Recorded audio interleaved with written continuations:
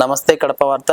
రాయలసీమ జిల్లాలో 1994 సంవత్సరంలో ప్రారంభించబడి ఎందరో జీవితాల్లో వెలుగు నింపి కరువు ప్రాంతమైనటువంటి ఈ జిల్లాలకి విద్యుత్ సరఫరాను అందిస్తూ రాయలసీమకే తలమానికమైనటువంటి ఆర్టీపీబీలో ఈరోజు మనం ఉన్నాం.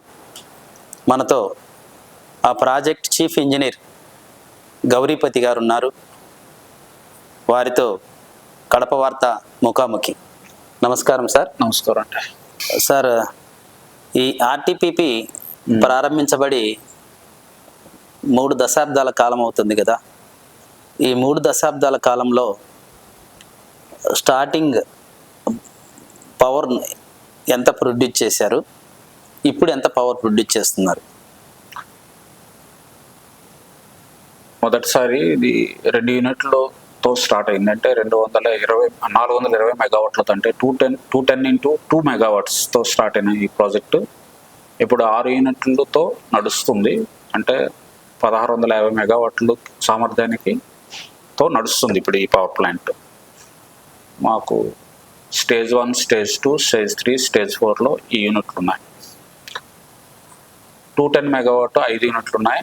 600 మెగావాట్ 2008లో కమిషనింగ్ అయింది. అది ఇప్పుడు నడుస్తుంది 2600 మెగావాట్తో. మొత్తం 1600 మెగావాట్లతో జనరేషన్ నడుస్తుంది. మాకు అన్ని యూనిట్లు సక్రమంగా పనిచేస్తున్నాయి సార్?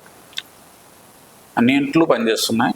మొత్తం రీసెంట్గా సమ్మర్ పీక్ లోడ్ని మొత్తం మ్యాక్సిమం అన్ని యూనిట్లు రన్ చేశాయి. ఇది ఈ నెల 12వ తేదీ నుండి 2వ యూనిట్ ఓవరాల్ మరమ్మతుల కోసం ఆపాం.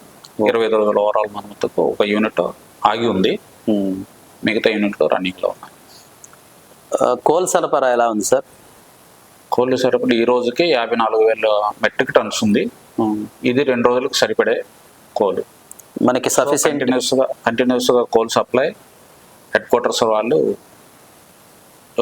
కోల్ మైన్స్తో సహకారంతో కంటిన్యూస్గా ఇబ్బంది లేకుండా సప్లై అయితే చేస్తున్నారు. ముఖ్యంగా మనకి సోషల్ యాక్టివిటీస్ అంటే ప్రజా సంక్షేమ కార్యక్రమాలు ఆర్టీపీ తరఫున చేపట్టడం జరుగుతుంది ఈ మధ్యకాలంలో. అవి ఏమేమి సంక్షేమ కార్యక్రమాలు చేపడుతున్నారో తెలియజేస్తారా? మా సోషల్ సిఎస్ఆర్ యాక్టివిటీస్ అంటారు, అది సోషల్ రెస్పాన్సిబిలిటీ. అది ఆ ప్రకారం చుట్టుపక్కల గ్రామాలకి ఆర్ఓ వాటర్, మినరల్ వాటర్ని, ప్లాంట్స్ని పెట్టడం జరిగింది. వాటి తాలూకా మెయింటెనెన్స్ అంతా సిఎస్ఆర్ కింద ఉంటుంది. చుట్టుపక్కల గ్రామాలు, చుట్టుపక్కల 10 కిలోమీటర్ రేంజ్లో ఉన్న గ్రామాలందరికీ ఆర్ఓ ప్లాంట్ అరేంజ్ చేయడం జరిగింది. తర్వాత ఒక అంబులెన్స్ ఉంటుంది సిఎస్ఆర్ యాక్టివిటీతో. అది 101 అంత ఫెసిలిటీస్ ఉన్న, ఎమర్జెన్సీ ఫెసిలిటీ ఉన్న ఒక అంబులెన్స్ ఉంటుంది. అది చుట్టుపక్కల గ్రామాలకు వెళ్ళి వైద్య సదుపాయాలను అందిస్తూ ఉంటుంది. ఈ 2 యాక్టివిటీస్ ఉంటాయి. మీరు హాస్పిటల్స్ కూడా మెయింటైన్ చేస్తున్నారు అనుకుంటాను సార్? హాస్పిటల్ మా ఎంప్లాయీస్ కోసం చేస్తున్నారు. ఇది అంబులెన్స్ అనేది చుట్టుపక్కల వాళ్ళకి, చుట్టుపక్కల విలేజ్లకు వెళ్ళి వైద్య సహాయాన్ని అందిస్తూ ఉంటుంది. ఆల్రెడీ స్కూల్ కూడా ఒకటి కాన్సెప్ట్ అలాగే ఏర్పాటు చేశారు. స్కూల్ కూడా 2 స్కూల్స్ రన్ చేస్తున్నాము. ఒకటి డిఏ స్కూల్, ఒకటి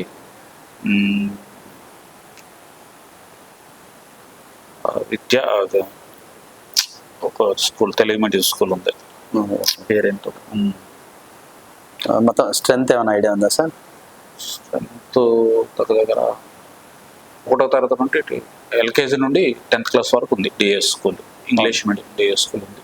సో ఇంకొకటి సార్, గతంలో మన ఈ ఆర్టీపీబీకి సంబంధించి వాళ్ళకి ప్రొడక్షన్ కాస్ట్ ఎక్కువ అవుతుందనో, లేదంటే వివిధ కారణాల వల్ల బ్లాక్అవుట్ చేస్తారు అని చెప్పినటువంటి రూమర్స్ వచ్చాయి. దాని మీద మీ అభిప్రాయం సార్?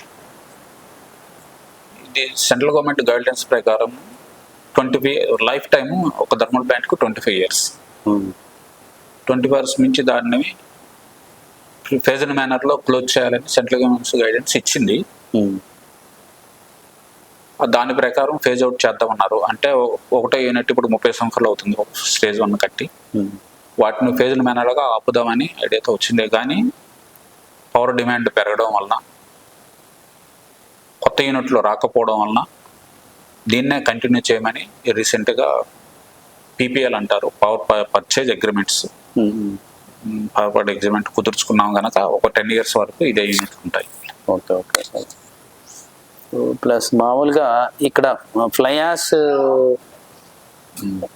ఫ్లయాస్కి సంబంధించి మొత్తం అన్ని వేరే దూర ప్రాంతాల నుంచి కూడా వెహికల్స్ వస్తున్నాయి. మామూలుగా ఫ్లయాస్ మీరే సప్లై చేస్తున్నారు, దానికి ఏమైనా కాస్ట్ పే చేస్తున్నారా వాళ్ళు ఏమన్నా? ఫ్లయర్స్ అంటే ఎంఏయు అని ఉంటుంది, నాన్ ఎంఏయు అంటే 2 రకాలు ఉంటాయి ఇష్యూస్, వాటిని కాస్ట్ బేస్డ్ పే చేస్తున్నాం. అలా కాకుండాను బాటమ్ యాష్, కొంత బ్రిక్స్ ఇండస్ట్రీస్ అని ఉంటాయి, కొన్ని small scale industry, brick industry, వాళ్ళకి మాత్రం ఫ్రీ ఆఫ్ కాస్ట్ ఇస్తున్నాము. అలాగే యాష్ పాండ్కి వెళ్ళే యాష్ మాత్రం ఫ్రీ ఆఫ్ కాస్ట్ ఫ్రీగా, అది ఫ్రీ ఆఫ్ కాస్ట్. మిగతా యాష్లు అయితే కాస్ట్ బేస్డ్, అంటే సైలోకి వచ్చే యాష్ రకరకాల యాష్ ఉంటుంది, సైలోకి వచ్చే యాష్ మాత్రం కాస్ట్ బేస్డ్ యాష్. ఈ రాబోయే కాలంలో ఇంకా ఏమైనా మన విస్తరణకి అవకాశం ఉందా సార్? ఇంకా ఏమైనా phase 1 ఇంకొక యూనిట్ ఏదైనా, ఇంకొక యూనిట్ ఏదైనా? ఇది హెడ్ ఆఫీస్ ఇష్యూ, మా లెవెల్లో అయితే ఎటువంటిది ఇప్పటికైతే లేదు, ఫ్యూచర్లో రావచ్చు. మన ప్రాజెక్ట్ రన్ చేయాలంటే మనకి main water sources very very important కదా సార్. మనకి వాటర్ సోర్సెస్ ఎక్కడి నుంచి వస్తున్నాయి? సఫిషియెంట్ వాటర్ ఉందా మనకి? ఈ ప్రాజెక్ట్కి కావాల్సిన వాటర్ మెయిన్ సోర్సెస్ మైలవరం ఒకటి, ఇంకొకటి బ్రహ్మసాగర్. ఈ బ్రహ్మసాగర్ ఈ రెండున్న ఇరిగేషన్ వాళ్ళ కంట్రోల్లో ఉన్నాయి. వాళ్ళకు మన ప్లాంట్కి కావాల్సిన వాటర్ అంతా వాళ్ళు ఇరిగేషన్ వాళ్ళు అలర్ట్ చేస్తుంటారు, ఇస్తుంటారు. మైలవరం నుండి మాకు 36 క్యూసెక్స్ వస్తుంటుంది, బ్రహ్మసాగర్ నుండి ఒక ఇంచుమించు అదే రేంజ్లో 36 క్యూసెక్స్ వస్తూ ఉంటుంది. అది ఇంకా కావాల్సి వస్తే అప్పటికప్పుడు వాళ్ళతో కోఆర్డినేట్ చేసి మాకు కావాల్సిన వాటర్ సప్లైని వాళ్ళు అడుగుతుంటాం. ఆ రిక్వెస్ట్ని వాళ్ళు బేసిస్ మాకు సప్లై పెంచడం కానీ తగ్గించడం కానీ మానిటరింగ్ చేస్తూ ఉంటారు ఇరిగేషన్ డిపార్ట్మెంట్ వాళ్ళు. సో ప్లాంట్ నడపడానికి అయితే ఎటువంటి ఇబ్బంది లేకుండా ఇరిగేషన్ డిపార్ట్మెంట్ మాకు చూస్తుంది. మన కోల్ సప్లై మైనింగ్స్ మనకు చాలా దూరంలో ఉన్నాయి కదా సార్. ఈ ప్రొడక్షన్ కాస్ట్ పెరిగేదానికి అవకాశం ఉంటుంది కదా, దాని మీద మీ వర్క్? యాక్చువల్గా కోల్ సప్లైస్ అనేది కోల్ థర్మల్ ప్లాంట్లు పిటిహెడ్ స్టేషన్కి దగ్గరగా ఉండాలి. మైనస్ దగ్గరగా ఉంటేనే రన్నింగ్ కాస్ట్ తగ్గుద్ది. సో ఈ ప్లాంట్కి కావాల్సిన కోల్ మెయిన్ సోర్స్ తాల్చేరు, అంటే ఒరిస్సాలో ఉన్న తాల్చేరు ఆ మైన్స్ అంటే MCL, అది మహానది కోల్ ప్లేట్స్ నుండి వస్తుంది. అలాగే కొంత కోలు సింగరేణి నుండి కూడా వస్తుంది, సింగరేణి మైన్స్ నుండి కూడా వస్తుంది. సో ఈ రెండు కూడా చాలా దూరంలో ఉన్నాయి, అప్ టు దగ్గర 1400 కిలోమీటర్లు అలా ఉన్నాయి. ఇంకోటి మైన్స్ అయితే 1000 కిలోమీటర్ల దూరంలో ఉంది సింగరేణి.